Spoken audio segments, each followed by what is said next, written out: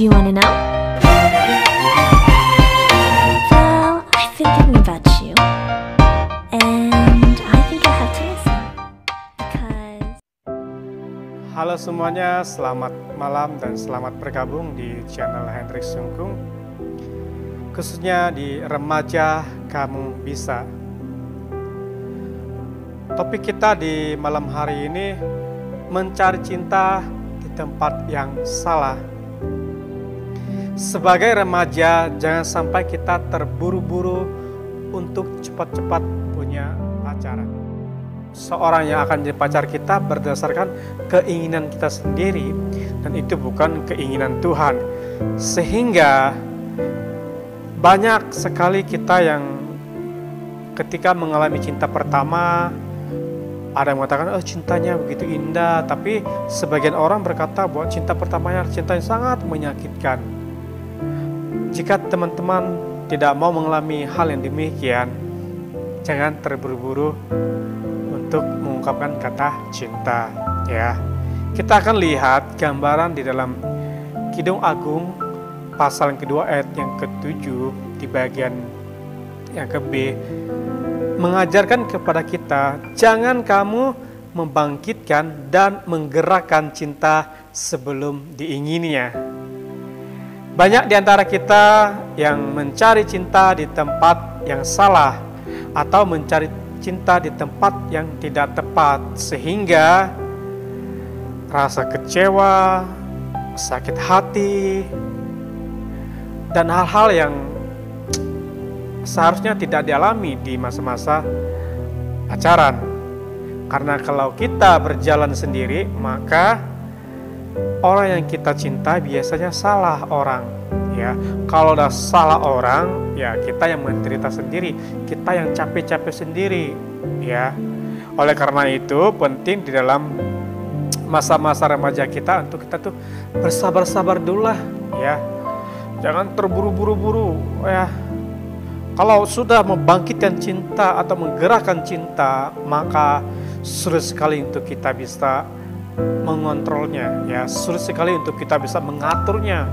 Yang nama cinta itu hal yang indah, hal yang bahagia, sehingga semua orang pasti pernah mengalami namanya cinta, ya.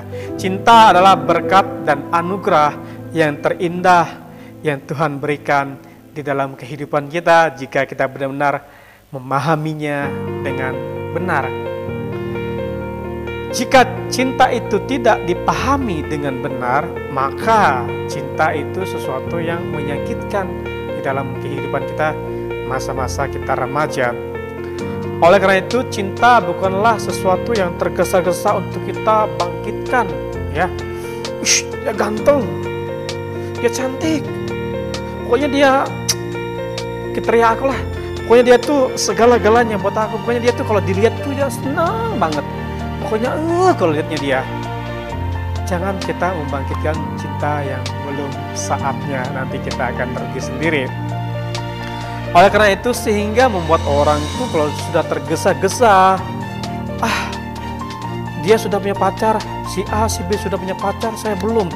Membuat kita itu lupa akan kehendak Tuhan di dalam kita mencari pasangan. Bahaya sekali jika kita mencari cinta di tempat yang tidak tepat. Karena kata nenek itu sangat berbahaya. Walaupun kakek bilang tidak berbahaya. Nenek siapa, kakek siapa, saya tidak tahu. Oleh karena itu penting untuk kita menemukan cinta yang sejati di masa-masa remaja, ya.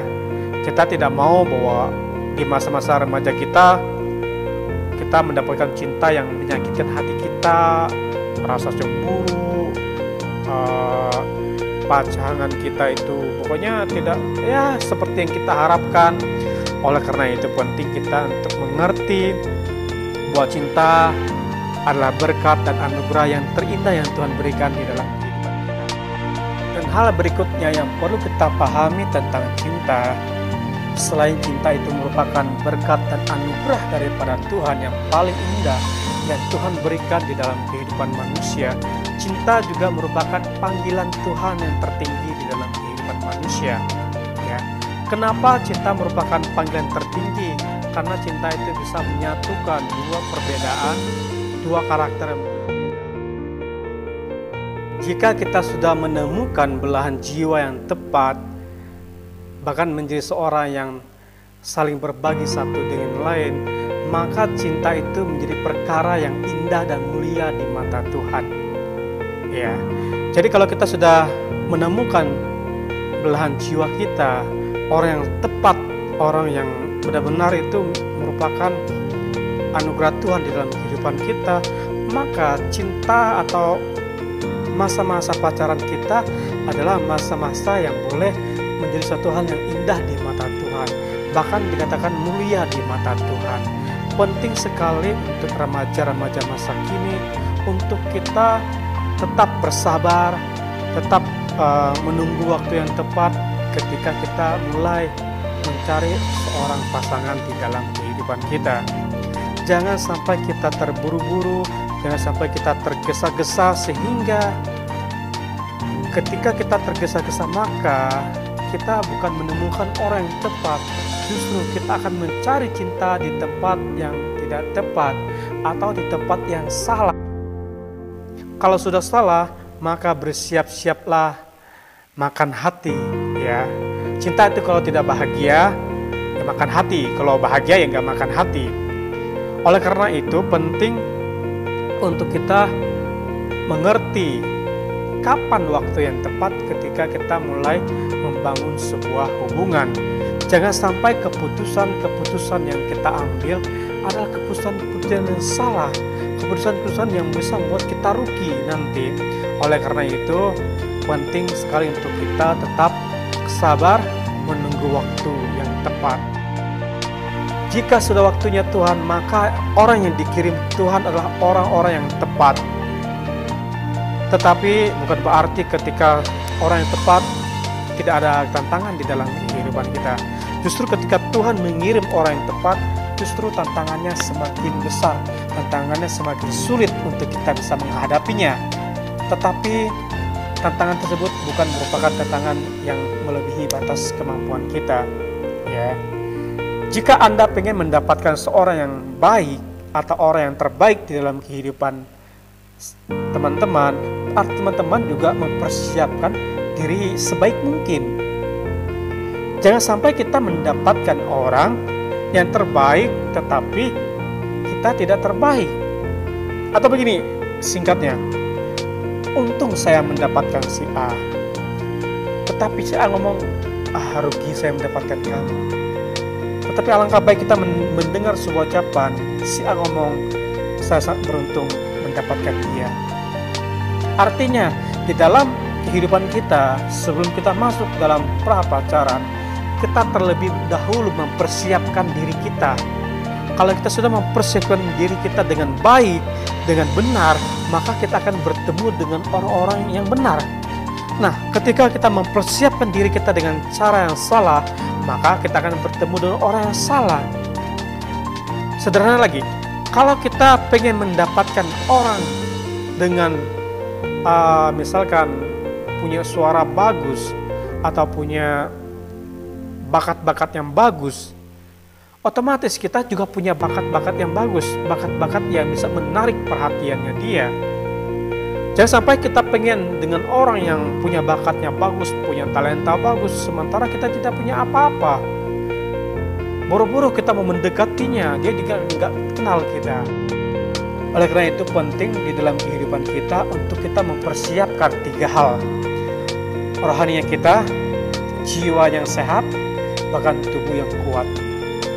Ya, rohani yang sehat yaitu berhubungan dengan iman seseorang, berhubungan dengan karakter seseorang, berhubungan dengan watak seseorang. Kalau kita mempersiapkan rohani dengan bagus, rohani dengan mantap, kita adalah orang-orang yang rajin beribadah, kita orang-orang yang takut Tuhan, kita adalah orang-orang yang mencintai kebaikan, kita adalah orang-orang yang terus melakukan hal-hal yang boleh membangun orang lain, terlebih membangun hubungan kita sama Tuhan. Itu hal sangat penting ketika kita masuk dalam pra-pacaran. Kalau rohaninya tidak baik, rohaninya tidak sehat, itu sangat berbahaya. Ya, takut Tuhan itu sangat penting. itu merupakan harga mati, tidak ada bisa tawar-menawar. Yang kedua, harus sehat secara jiwa. Jiwa, pikirannya, kehendaknya harus sehat. Jika jiwanya tidak sehat, kehendaknya tidak sehat, maka yang dipikirkan bukan hal-hal yang bagus, tetapi yang dipikir hal yang negatif. Yang diisi di pikirannya, di jiwanya hal-hal yang kotor, sampah-sampah yang dimasukin.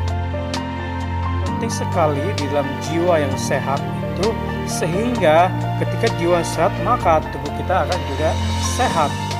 Penting sekali untuk kita pahami, ketika jiwa kita sehat, tubuh kita kuat, maka secara otomatis akan kelihatan dengan sikap berperilaku, sikap berkata-kata, dan sikap dalam perbuatan.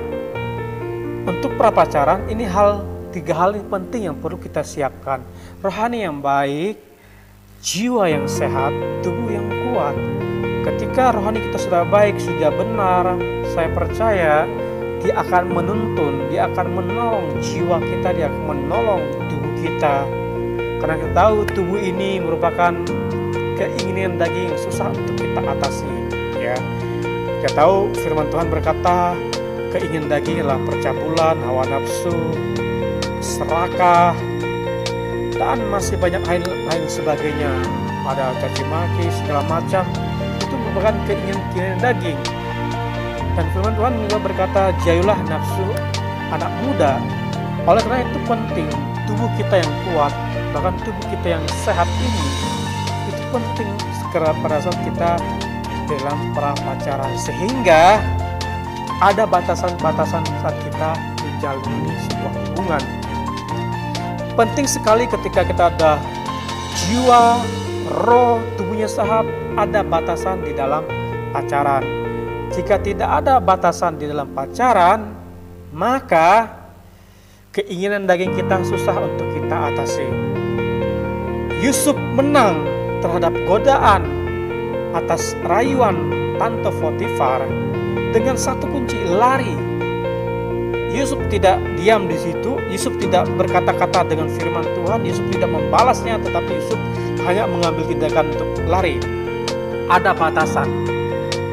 Remaja kalau tidak ada batasan di dalam pacaran, maka hancurlah hubungannya, maka hancurlah masa depannya, maka kepahitan, kekecewaan, penyesalan seumur hidup akan remaja alami.